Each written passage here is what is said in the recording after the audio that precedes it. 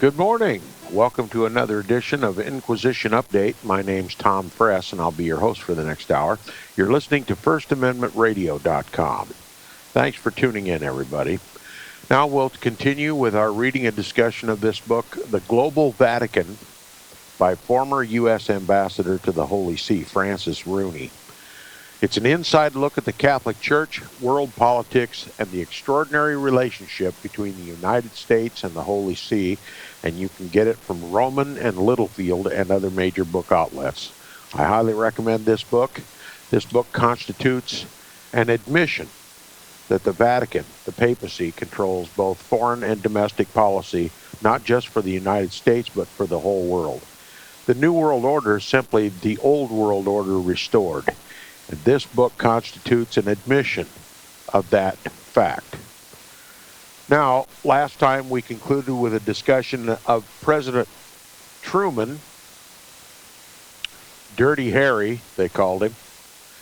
President Truman, who intently desired to have a formal diplomatic relation with the quote-unquote Holy See, the seat of Antichrist in the world.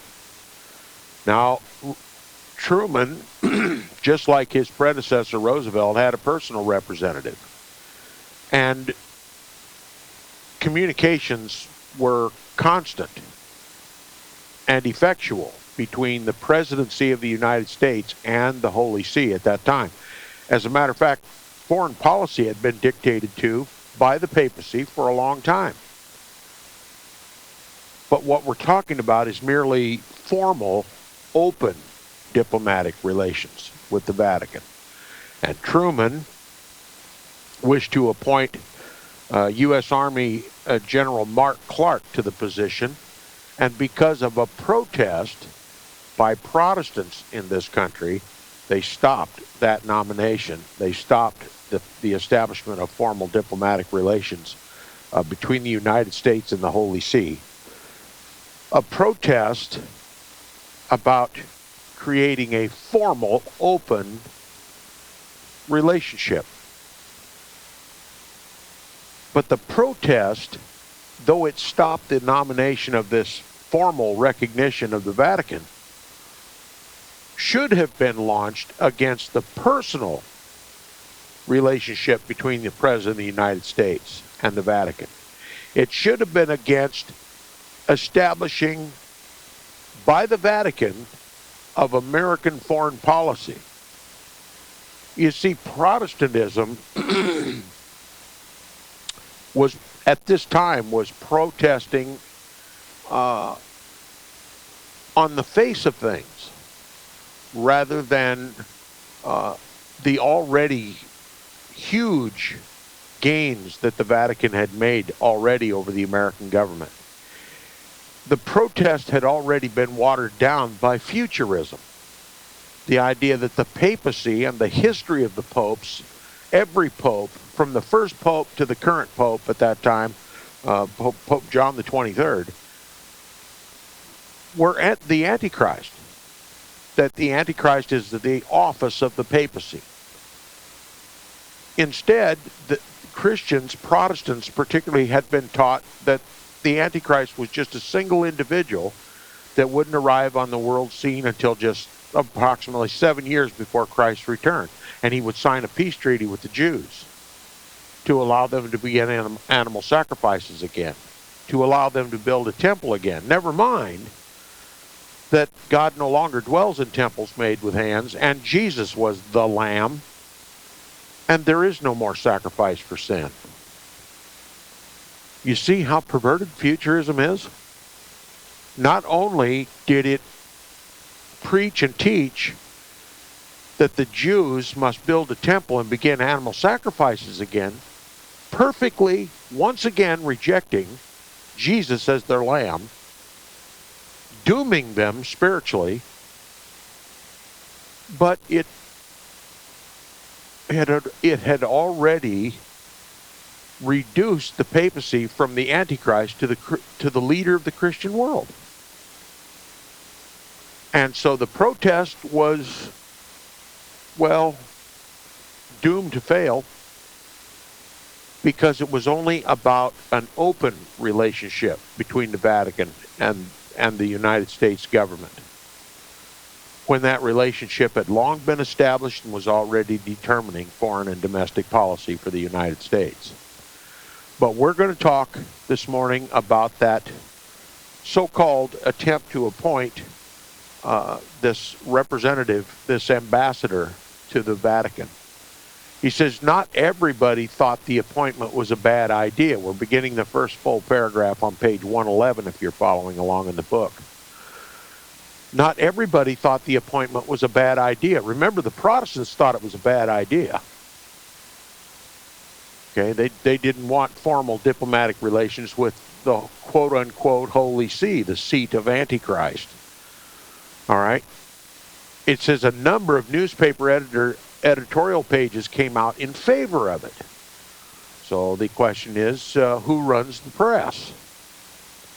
Now it says, quote, the fuss over the appointment continued to seem a spectacular case of much ado about nothing, unquote, wrote a young Harvard historian and future John F. Kennedy advisor, Arthur M. Schlesinger, Jr., in the Atlantic Monthly.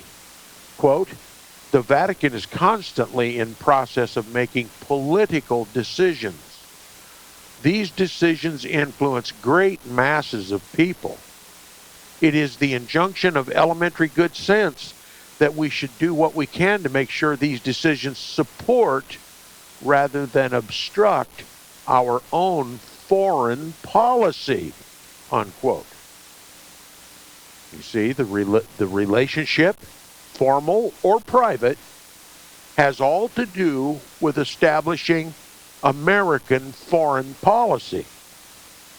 That should have been the protest. Instead, it was a protest about only a formal establishment of official diplomatic ties between the American government and the so-called Holy See. Now, continuing where we left off Friday, it says, but even some people who approved the idea in theory criticized the nomination of Clark as a cynical move on Truman's part to draw Catholic voters into the Democratic tent before the 1952 elections. His critics asserted that Truman never seriously thought Clark would survive the process and was simply playing politics on the general's expense. Evidence suggests, however, that Truman was indeed sincere about wanting an ambassador to the Holy See, and it was far from clear that he stood to gain more in Catholic votes than he would lose in Protestant votes. Truman's error was that despite impassioned Protestants speaking up against a perceived special treatment for the Catholic Church, he caved too quickly when the pressure rose. Quote, when any president begins to flinch from making wise decisions because they will enrage a section of the population, wrote Arthur Schlesinger, he might as well resign. So Arthur Schlesinger believed that the Protestants should have had no voice, and that, well, Truman and Roosevelt should have just done what they thought was best for the country, established formal and private diplomatic relations with the Vatican. Because that's what's important, having relations with the Vatican. The Bible calls it fornication, spiritual fornication. That's the wisdom of Arthur Schlesinger and the Roman Catholic Church, and once Protestant America. The United States is officially and unofficially in bed with the whore of Rome. That's the facts. This book proves it. It's written by a Roman Catholic, a devout Roman Catholic, who once served as ambassador to the Holy See, Francis Rooney. Now, unfortunately for Clark, in the last full paragraph on the page, unfortunately for Clark, the process became personal. As protests against his appointment grew in volume and vitriol, the general found himself under personal attack. He finally withdrew his name in January of 1952. President Truman wrote a long, regretful letter to Pope Pius XII in May of 1952 to explain what happened. Describing the, quote, perfect furor of opposition, unquote, that led Clark to withdraw, he told the Pope, that under these circumstances, I feel to my deep regret that it would be unwise for me to pursue my intention with respect to naming of a minister or ambassador to the Vatican, unquote. The Pope's response, according to this author, was gracious but perplexed. Why would Americans be so opposed to diplomatic relations when there was much to gain and nothing to lose? Quote, if opposition of such a nature cannot but be deplored, nevertheless, it is difficult to believe that it represents the feelings of the majority of the American people, whose open-mindedness is disposed to much broader and more serene views, unquote. So to be open-mindedness must mean you must agree with establishing formal diplomatic relations with the Vatican. Otherwise, you're closed-minded. If you protest this obviously beneficial relationship, which the Bible calls fornication, then you're closed-minded. Okay? You see how that is? Today they call it radical fundamentalism. Not just closed-mindedness. They call it radical fundamentalism. That's the new term for true Protestant Christianity. Radical fundamentalism. The demonization of Protestants started back when Roman Catholicism had power and strength in this country and already had control of American foreign policy. Now they're name-calling. Demonization of Protestants. It's only going to get worse, people.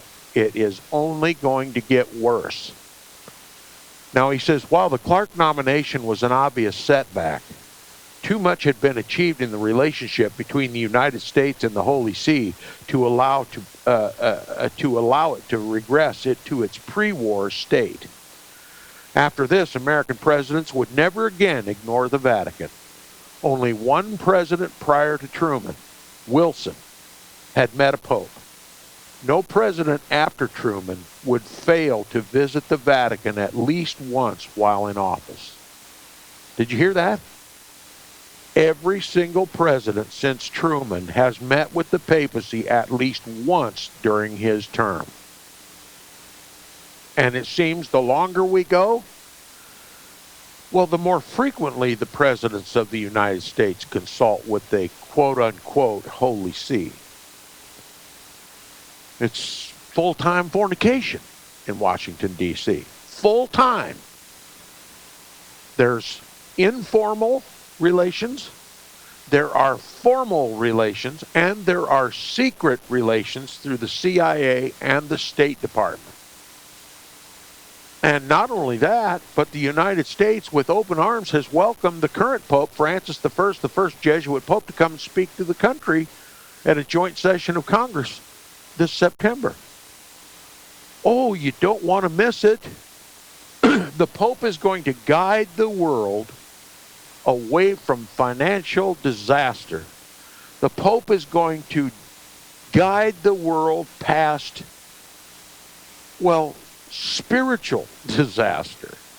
The Pope is going to guide the world through ecological disaster. He's going to be the God of gods. And you don't want to miss it when he comes to the United States in September. I mean, after all, who would miss when Antichrist gets the limelight in a joint session of Congress in the United States of America? Whoring around with the beast, that's what they're doing. And we're all supposed to like it. And any voice that's raised against it will be called, well, radical fundamentalists. Okay? Now, while Clark's nomination was an obvious setback, too much had been achieved in the relationship between the United States and the Holy See. Already too much had been achieved. The Vatican is just an indispensable relationship for the United States. The man of sin and the son of perdition, while he's front and center in the United States of America. Too much has already been achieved in this unholy relationship between the Holy See and Washington, D.C., and the world is not yet conquered for the papacy. Too much has already been gained. We're not going to let this regret back to pre-war status. We're going on with this new world order. That's what this is all about. He says, after this, American presidents would never again ignore the Vatican. Only one president prior to Truman, Wilson, had met the Pope. No president after Truman would fail to visit the Vatican at least once in office. The political and diplomatic value of the papacy would rise and fall in the estimation of Washington, but on the whole, its value increased during the Cold War. Official diplomatic recognition was only a matter of time in coming. Quote, the Vatican is fated to be a continual object of United States interest, unquote. Robert Graham would write with characteristic prescience in 1959, quote, international life, listen to the language now, international life is no respecter of national susceptibilities or customs. That is, it's not susceptible to Protestantism. International life is no respecter of Protestantism. That's what it's saying. Quote, international life is no respecter of national susceptibilities or customs. It is unrealistic to expect that real important issues can be solved short of direct and avowed diplomatic relations, unquote. So they're going to have formal diplomatic relations, and they do have, and they have had for a long, long time. And there's nary a protest in the United States of America. In the 50s, the United States had just a modicum of protest. It was enough to stop a formal relationship, but now it's full-blown, full-time, and in your face. And there's nary a whimper of protest in this country. I think the water's about to boil. I think the toad is perfectly comfortable in the warming water as it begins to bubble. And people think I am insane. Following the Mark Clark fiasco, says the author, President Dwight Eisenhower understandably had little interest in pursuing formal relations with the Holy See when he entered the White House in 1953. Public diplomacy between Washington and the Holy See remained understated throughout the 8 years Ike served as president. It would be inaccurate to assume from this, however, that relations were absent or static in the 1950s. After all, I mean, we went to war with Korea, didn't we? The Crusades just kept right on going. Split Korea in two, Christian Korea in the south, Communist Korea in the north, and we still think the boogeyman is communism. It said it would be inaccurate to affirm from this, however, that relations were absent or static in the 1950s, just as it would be wrong to infer from the rejection of General Clark's ambassadorship that anti-Catholic bias was unyielding in the country. Certainly it yielded. Vatican Council II was a surrender. In the 1950s, Protestantism is on the very verge of complete capitulation and surrender to the Roman Catholic Church. That's what happened in Vatican Council II. And if you don't see it that way, I inform you that the Vatican does see it that way. And that's what's important because they control Washington, D.C.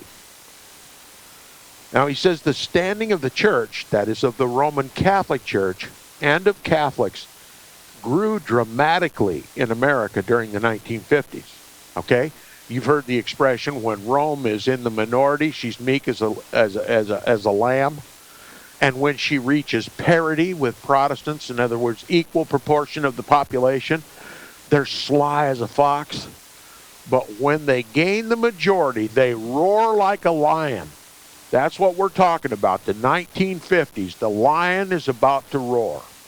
He says the standing of the Roman Catholic Church and of Catholics grew dramatically in America during the 1950s. One obvious proof of this was the election in 1960 of a Catholic as president, something quite unthinkable just a short while earlier, because of protests, I will add.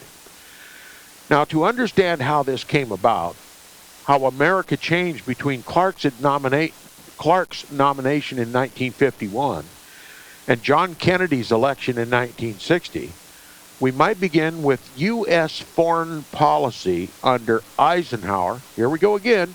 U.S. foreign policy. You want to know how the Roman Catholic Church got so popular? You wonder how we got a 1960 Roman Catholic president, John F. Kennedy. You wonder how we eventually got to formal diplomatic relations with the Vatican. Well, it was because of U.S. foreign policy under Eisenhower, which, to an even greater extent than under Truman, was influenced and shaped by deeply rooted religious undertones. Now, where do the religious undertones come from? Well, you might say Protestantism. But why does the clock always advance in the direction of establishing Roman Catholicism as the official religion in this country? Okay? No protest. We're just about to get a Roman Catholic president, and we're just about to convene Vatican Council II, a Vatican-inspired, a Jesuit-inspired ultimatum to Protestants. You either come back to Mama Church, the Holy Roman Catholic and Apostolic Church, or we're going to return to the tenets of the Council of Trent, the bloody counter-Reformation, Jesuit-led Council of Trent. And we're going to start burning heretics. That was the inherent message of Vatican Council II. You believed in futurism, thereby you have exonerated the papacy as the Antichrist, which is the very foundation of Protestantism. You have, in effect, repudiated your Protestant belief. You no longer protest, and now the choice is, well, obvious and mandatory. You either come back to the Roman Catholic Church or else. It was an ultimatum. And that ultimatum is about to materialize in this world. It was established in 1965 at the close of Vatican Council II. And, well, we've gone this long. And what we're going to do is open formal persecutorial actions against quote-unquote radical fundamentalists in the United States of America, just like they've waged war against radical fundamentalists in the Muslim world. You're being labeled. You're violating the agreement between the Protestant leaders of this country and the bishops and priests and cardinals and popes of Vatican Council II. All right. The lion is about to roar. He says, to understand how this came about, how America changed between Clark's nomination in 1951 and John Kennedy's election in 1960, we might begin with U.S. foreign policy under Eisenhower, which to an even greater extent than under Truman was influenced and shaped by a deeply rooted religious undertone. That's Roman Catholic religious undertones. Okay? The 1950s were a time of spiritual revival in the United States. New churches of all denominations sprang up as fast as the suburbs they were located in, and pews were full on Sundays. We've come up upon the break. We'll continue our reading and discussion of this book, The Global Vatican. Come back. We'll be back right after this.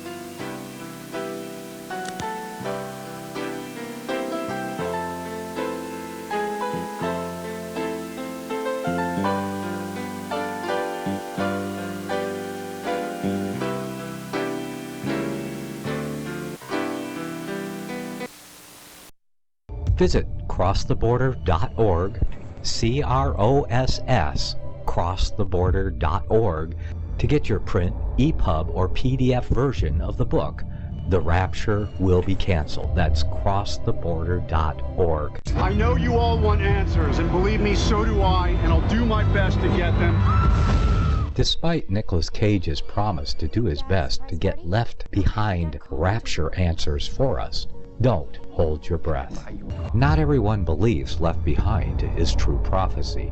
Some may even regard as conspiratorial the mainstream re-release of the Left Behind movie, with actor Nicolas Cage portraying the main character, as an attempt to further reinforce in the minds of all this perception of false prophecy, in order to condition the masses for the play about to begin. If you want true Bible prophecy answers, get the book, The Rapture Will Be Canceled. The author exposes the Latin rapture origin, the 7-year tribulation deception, true Bible revelation of Daniel's 70 weeks, the abomination of desolation, the restrainer, America in the Revelation, the image of the beast and the mark of the beast, and the truth about God's chosen people, and so much more about Bible prophecy. This book will shatter the Left Behind paradigm of future events. Get the book, The Rapture Will Be Canceled. Visit crosstheborder.org, CROSS, crosstheborder.org, to get your print, EPUB, or PDF version of the book, The Rapture Will Be Canceled. That's crosstheborder.org.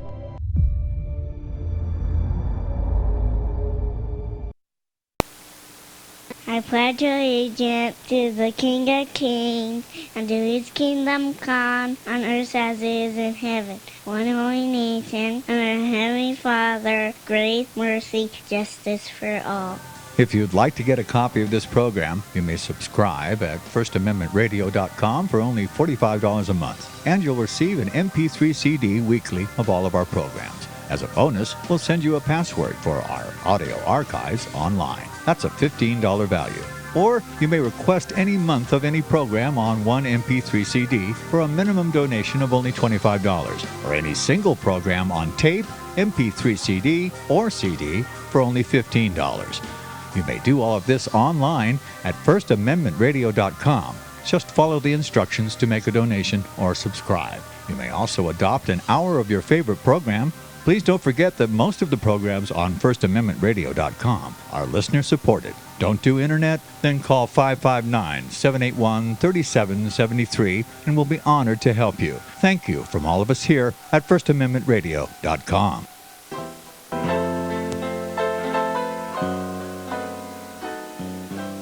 Welcome back from the break. You're listening to the second half hour of Inquisition Update on First Amendment Radio. If you wish Inquisition Update to continue on this network, please support First Amendment Radio, who sponsors the program. And if you'd like to contact me directly, please do so by email. My email address is tom@seawaves.us. tom@seawaves.us. Now, we're talking about a period of time in the 50s when there was a quote-unquote religious revival in this country. What precipitated this religious revival? The author doesn't go into it, but I will. First of all, it was right after World War II. There were, well, crusaders in this country who had taken life. They had won a war against a tyrant, which made the world wary of tyrants, extra vigilant against tyrants. No vigilance against the papacy now, mind you, just vigilance against tyrants. And the current tyrant at the time was communism. We had to worry the most about communism. I mean, the Reds were going to take over the world. Remember, the furor over communism only started because it was supposedly atheist, when in fact it was orthodox. It was a war the Vatican waged against the Orthodox Church in Russia, which had control there. And it was led by a Jesuit-trained, a Jesuit, Stalin, Joseph Stalin. And Lenin, they too were trained by the Jesuits. See, Rome created communism. The Jesuits created communism. It's a form of government they perfected down in the Paraguayan reductions. And it came in real handy. It brought the world to the brink of a nuclear annihilation so that people would seek a Messiah. Yes, a Messiah. And we also had the charismatic movement at the time. Just swept all over America. I won't talk too much about that except for the fact that originally, speaking in tongues was the ability, the miraculous ability, of those who were spreading the gospel at the time of just shortly after Jesus' ascension into heaven. The gospel was going to go to the Gentiles, to the nations, to the foreign lands of the world. And God gave the apostles and disciples a miraculous ability to speak in a foreign language that they'd never understood, to spread the gospel. And that was not known in the world since God had changed the languages, confounded the languages at the Tower of Babel. So when the gospel went forward through this miraculous speaking in tongues, obviously those who received the gospel in their own language for the first time from a Jew, obviously could tell the Jew what he had learned. The gospel got spread. The whole intention was to spread the gospel. So there was a message in tongues and there was an interpretation of the tongues, confirming that the information, the gospel, had been spread. It was comprehended by those who were receiving it. That was the whole intent and purpose of it. But this new thing that spread through America called the charismatic movement, well, there was no such thing as an interpreter, and if it wasn't even consistent with the gospel. So, but nonetheless, it appeared for all intents and purposes to be a movement of God. It was miraculous. It spread all over this country. Raising the religious fervor of Americans from coast to coast and from border to border. I mean, after all, there was something to celebrate. The Pope was no longer the Antichrist. That was somebody that hadn't even come in the world yet. And the churches were, well, they had preached futurism so long in the churches that if you didn't believe in it, you were unorthodox at best and heretical at most. Protestantism had completely forgotten their Protestantism. They'd forgotten what they protested. And so the door is wide open for Catholic and Protestant unity. And guess what? That was already in the works too, and Vatican Council II was right around the corner. Now, it says, to understand how this came about, how America changed between the Clark nomination in 1951 and Kennedy's election in 1960, we might begin with U.S. foreign policy under Eisenhower, which to an even greater extent than under Truman was influenced and shaped by deeply rooted religious undertones. In the 1950s were a time of spiritual revival in the United States. New churches of all denominations sprang up as fast as the suburbs they were located in, and pews were full on Sundays.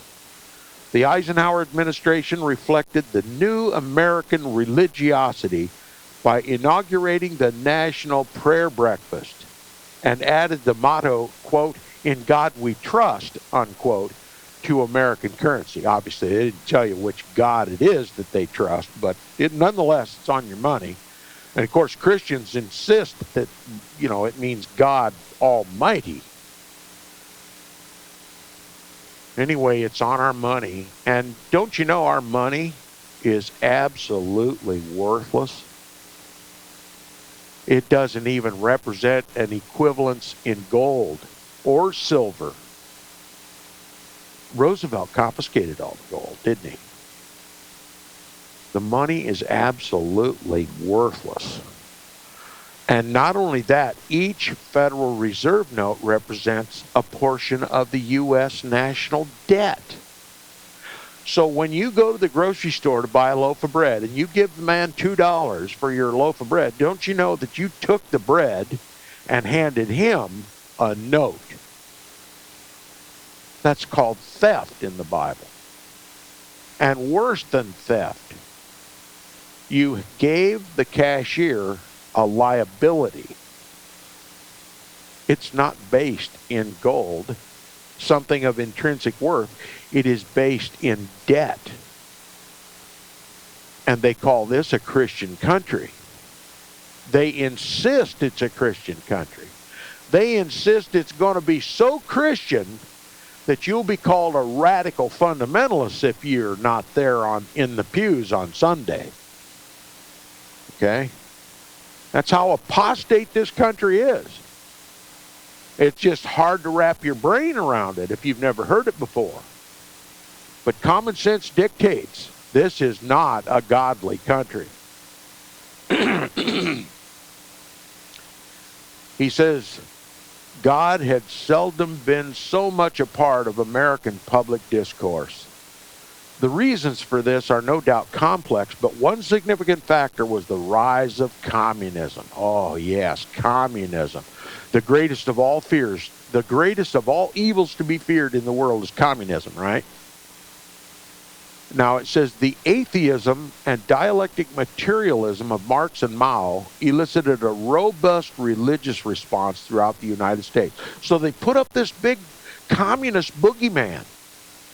And the answer was religiosity, and it was consistent with the Roman Catholic agenda. Okay? Now, before anybody says, well, Tom must be a communist, he seems to be supporting communism. Not in any way, shape, or form. Okay? The Bible preaches individual responsibility and answerability to God Almighty. None of that is the case in communism. And it's becoming even less of the case in America, which is becoming more communistic every day. So don't let the rumors spread that Tom is a communist, for pity's sake. But communism was made to be viewed as atheism, which was a threat to the Roman Catholic Church and the papacy, and the papacy not having the ability on its own to destroy atheism under the cloak of communism. Why, it just convinced the Protestants that communism was atheism, so that the Protestants would fight the communism to save the papacy. You see how this works? And it works every time. He says, other than Eisenhower, who came to embrace religion as a necessary component of American religion. It doesn't say anything about the Bible. Religion is the opiate of the people. The Bible is the corrector and the right arm and the rod of God, okay? Not everybody likes to read the Bible. It says, other than Eisenhower, who came to embrace religion as a necessary component of American life and was himself baptized at a Washington church while in office, you can just feel the religiosity, can't you? And it says the two men most responsible for the religious tone of the administration were the brothers, listen to this, John Foster Dulles and Allen Dulles. With John Foster Dulles serving as Secretary of State and Allen Dulles as Director of the CIA, the brothers oversaw the overt and the covert aspects of an American foreign policy that focused squarely on halting communism. Okay? So we have the Protestants, John Foster Dulles and Allen Dulles, in the two most powerful, organizations of the American government, and they're anti-communists. In other words, they're warriors for the Pope. Warriors for the Pope. Now, the Dulles brothers came from a long line of American statesmen. Their maternal grandfather was Secretary of State under President Benjamin Harrison, and their uncle, Robert Lansing, was Woodrow Wilson's Secretary of State. Equally important, though, they came from a line of, listen to this, Presbyterian missionaries and ministers, including their own father. They undertook public service with a missionary's devotion. Defeating communism was not just a matter of realpolitik. It was a moral imperative. Okay? A moral imperative. A religious imperative. Quote, there is a moral or natural law not made by man which determines right and wrong, unquote. John Foster Dulles declared in 1952 in language that could have been written by, listen to this, Thomas Jefferson or Thomas Aquinas, the demonic doctor of the Roman Catholic Church. Now look, there is a law that transcends man. It's called God's holy law. It's eternal. It's indelible, written in stone. It cannot be gainsaid. And they're using that as the basis for this communistic war, this war against communism. Become a religious matter. But he likens it as the same attitude given by Thomas Aquinas. So who is the God of Thomas Aquinas? Who's the God that's commemorated on our currency?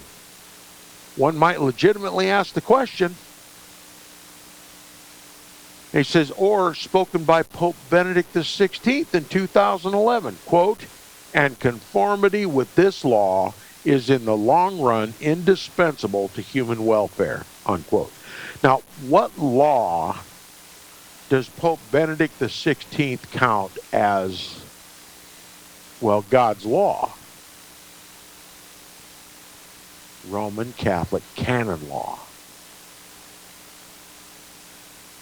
That's the law that Thomas Aquinas held to. Thomas Jefferson was a deist at best, paid lip service to Christianity. John Foster Dulles and Allen Dulles, heads of the State Department and the CIA, were going to launch the United States taxpayers, Protestants included, into a war, a Cold War, against the United States that would indebt this nation beyond its ability to pay. Who's using the Dulles boys? Is it Jesus Christ or is it Antichrist? Now he says, though the Dulleses epitomized Protestant America, he says, their view of the world made them natural allies of the Catholic Church. Let me read it to you the way it should be written. Though the Dulleses epitomized Protestant America, their view of the world made them natural allies of the Antichrist. Something wrong here. Something wrong here. Protestants are supposed to protest the Antichrist, aren't they? Protestants are supposed to protest the horror of Revelation chapter 17, the Roman Catholic Church, and the beast upon which she rides, which is the governments of the world.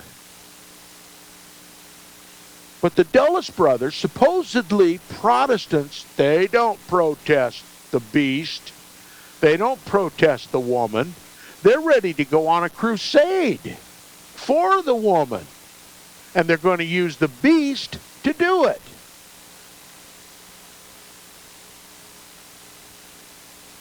how much Protestantism is left? We have Presbyterians, the Dulles boys, whose John Foster Dulles' son became a Jesuit priest. Avery Dulles. Avery Cardinal Dulles. He was a cardinal, a Jesuit cardinal in this country. He says the alliance became personal in 1956 when Avery Dulles, the son of John Foster and nephew of Allen, was ordained a Jesuit priest. While it would be unduly conjectural to speculate on the religious formation of this young priest, it's possible to see in Avery's conversion a link between the old Protestant world of his forefathers and the modern American Catholic Church, including a popular recognition that a Catholic could be just as American as a Protestant. Listen, Rome is just fantastically ingenious in her ability to deceive.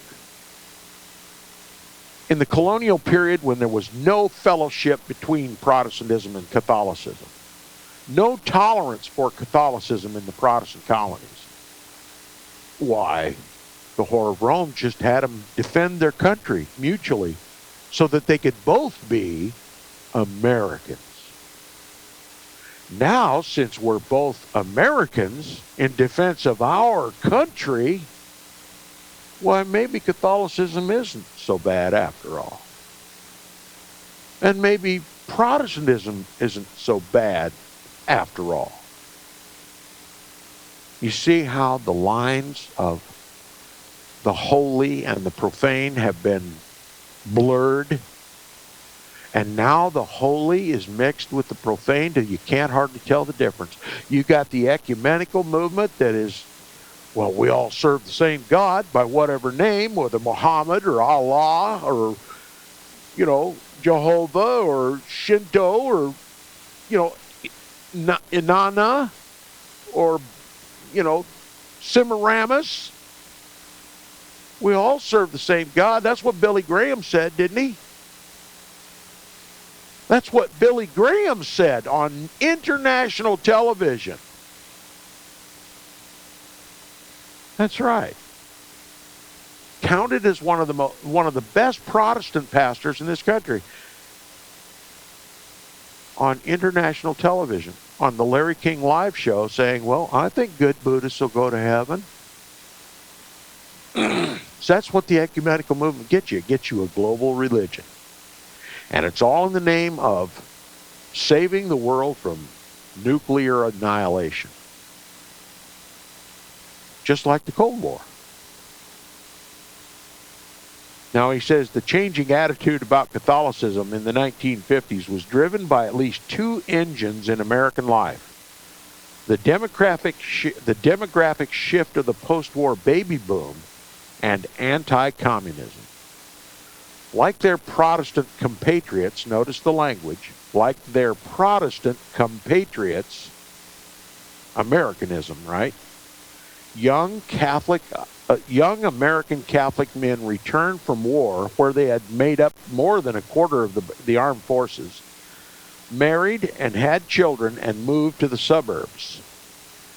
As James O'Toole points out in his History of American Catholicism, the mass migration of young families to the suburbs meant that ethnic and religious groups left behind old communities and prejudices, mingling and assembling as never before. Methodists lived next to Lutherans, who lived next to Catholics, who lived next to Jews.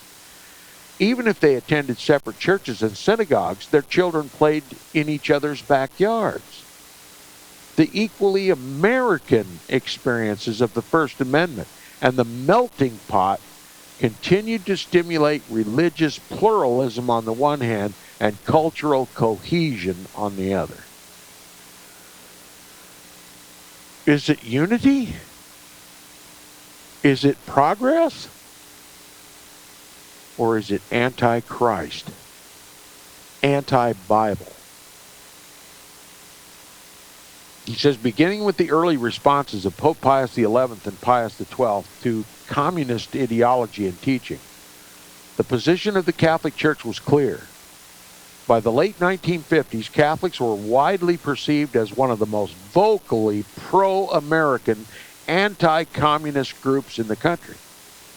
I mean, you almost get from the language of this author that if you're not Catholic, you're not American. Because the Catholics were the most pro-American, to be pro-American, you had to be anti-communist.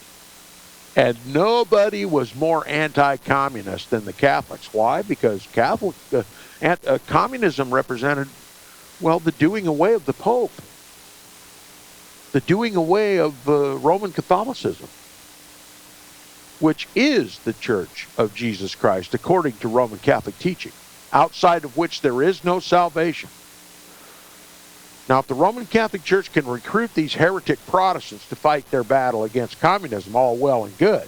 Because when communism goes down, then we can just do away with all the heretics. That's the strategy. It always has been. And now, since communism has kind of taken a backseat to Islamophobia, we've got another boogeyman. And the Protestants and the Catholics fight together as co-Americans, compatriots, they call them.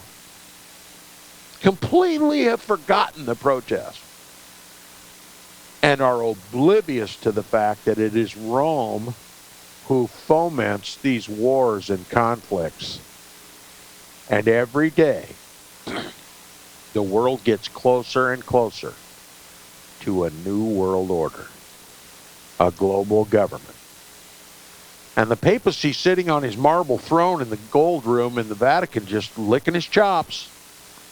As long as ignorance prevails in the world, his agenda is going to continue. But if there's ever a Protestant voice raised, first of all, demonize him one way or another, gang up on him, destroy his credibility, go after his job, take away his livelihood, shut him up one way or another. If he gets on the air, jam his signal till nobody can hear him. Never mind the ARRL and the FCC, they'll turn a blind eye to it. They won't do anything to stop it. Do whatever you can to shut him up.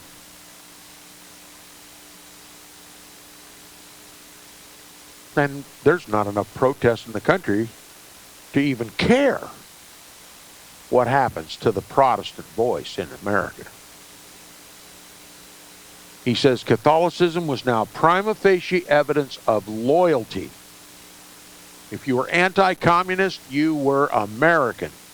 If you were not vocally anti-communist, you were suspect. Okay? You see how they turned Rome's fight into America's fight? And then elicited through that the Protestants? And we've become cannon fodder for the Vatican. And we've become worn-out taxpayers fighting all these wars, paying for the fighting of these wars. If you haven't fought in the battle, you've certainly paid for it. You protesters, you. You're not entitled to keep your own money. After all, Roman Catholic canon law says the earth is mine and the fullness thereof.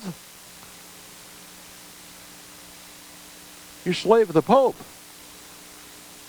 If you don't fight in his wars, you got to pay for them. We don't have to inform you that every war you fight is a crusade for the benefit of the ultimate rule of the Pope over the globe. That's not required. Honesty and openness is not required. So as long as you believe in a future Antichrist and you don't have to worry about Antichrist anymore, you're more qualified to fight in the Pope's wars. You see how you've been duped? And the American government duped you. Are you still patriotic? The Vatican controls our foreign and domestic policy. This is admitted by this ambassador to the Holy See. You still want to fight side by side with Catholics in papal proxy wars? You still want to work your fingers to the bone night and day, 2 and 3 jobs, minimum wage at best, to pay your taxes, to pay for these wars?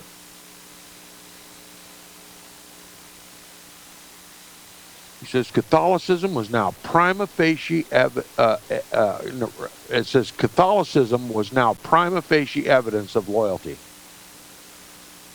In other words, you were judged American if you were Roman Catholic.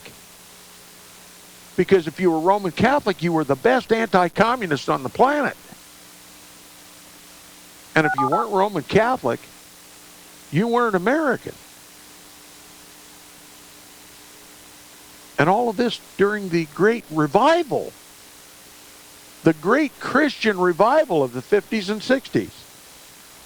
All of this in the face of Vatican Council II and the first Roman Catholic president and the establishment of formal diplomatic relations with the Vatican. Does anybody need help with this math? It's too easy, and yet so difficult. We've come upon the end of our time this morning. We'll continue with the reading of this book tomorrow on Inquisition Update. Please support First Amendment Radio. I'll see you tomorrow.